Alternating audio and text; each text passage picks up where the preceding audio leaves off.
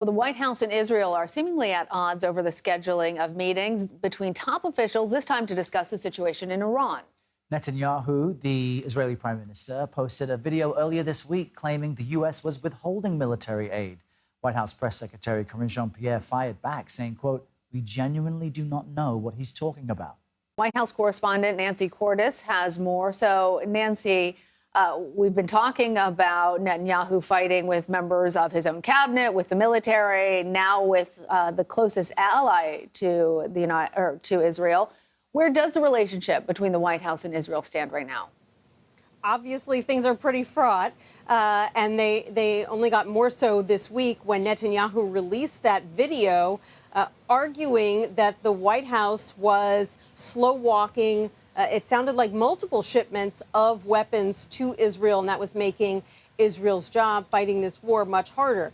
White House officials, as you pointed out, Lana, starting with the White House press secretary, said, "We simply don't know what he's talking about. There's only one shipment that has been delayed. It's been in the news for weeks. Everybody knows about it. It's this shipment of 2,000-pound bombs. We're still in discussions with Israel over that shipment, but everything else is being processed on time and as planned." So they said they didn't know what he was talking about. Then the Israelis said that the White House was calling off a meeting here in the U.S.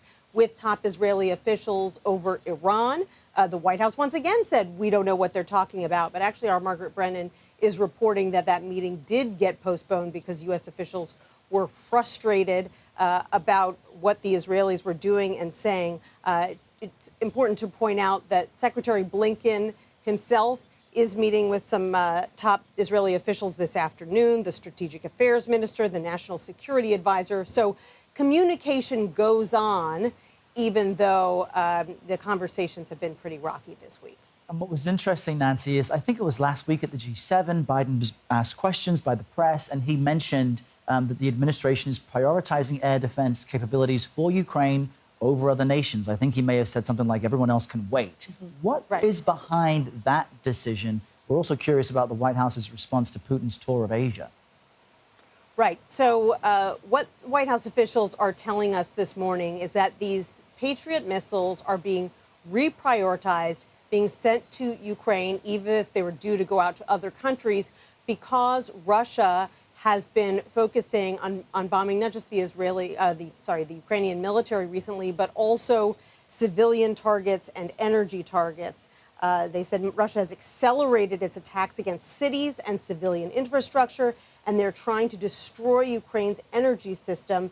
They said, therefore, Ukraine desperately needs more air defense capabilities as soon as possible. They said those shipments should start going out in the coming weeks, and that countries are doing the same, and that U.S. allies that were supposed to be receiving shipments of those Patriot missiles have all been alerted that they are going to have to wait.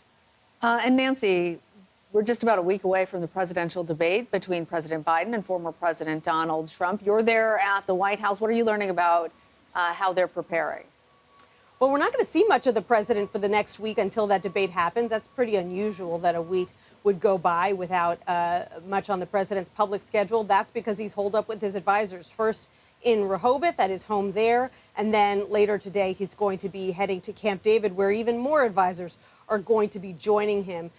These debates, and first debates in particular, can really set the tone, and so they are going to be prepping in private all week long. They say that we should expect some surprises next week. Not much detail about what those surprises might be, but obviously you want to go into these things with lots of options, since you don't know what the questions will be and you don't know what your opponent will say. Oh, and Nancy, I know we're out of time, but is there a response from the White House to Putin's tour of Asia?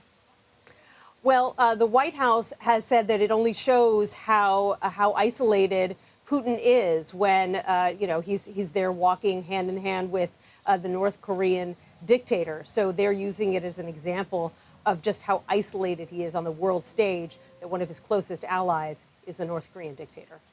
All right, Nancy Cordes for us at the White House. Thanks, Nancy. Thank you, Nancy.